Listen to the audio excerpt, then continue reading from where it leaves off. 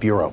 So the White House froze its operations, at least until the end of the week. And the new head of the agency says he's going to not seek any further funding. Like many of the agencies getting the president's attention right now, you probably haven't been giving them much attention until now. This agency was tasked with holding big companies accountable for consumers. I spoke with someone at the Consumer Federation of America about the implications of a permanent shutdown of the CFPB. Joining me now is Adam Russ, the Director of Financial Services at the Consumer Federation of America. Adam, first, thanks for being here. We appreciate your time.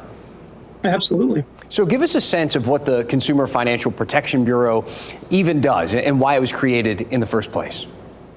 Sure. So the CFPB has authority for 18 consumer financial laws. It came out of the Great Recession, the financial crisis that was caused by risk-taking by all kinds of institutions. It led to millions of foreclosures.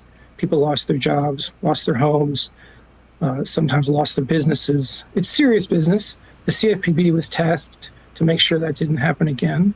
One of the architects of it, Elizabeth Warren, before she was in Congress, posted about this today, saying, quote, "If you have a bank account or a credit card or a mortgage or a student loan, this is a code red." She said, "I am ringing the alarm bell here." So why is this a code red?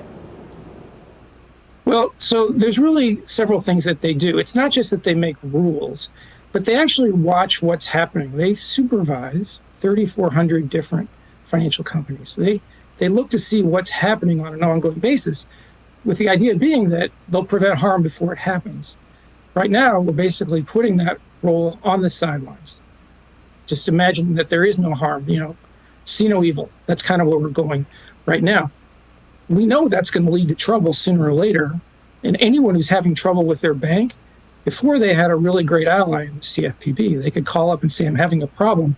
Typically, you'd get a call from your bank the next day. Well, that's not going to happen now.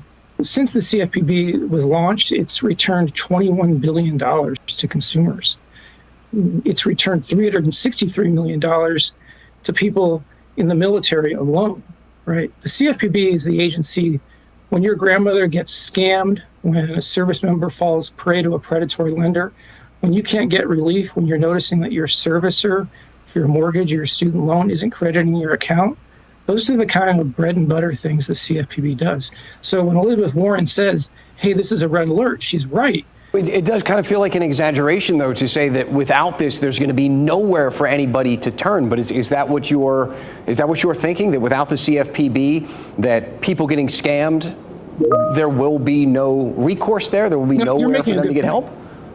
You're making a good point. The CFPB is the federal regulator tasked to do this. People can still go to their state attorney general, right? They're still on the beat. They're still out there looking out for you. It's just that we've taken a significant institution away, right? There are 3,400 institutions to monitor. That's a lot of work.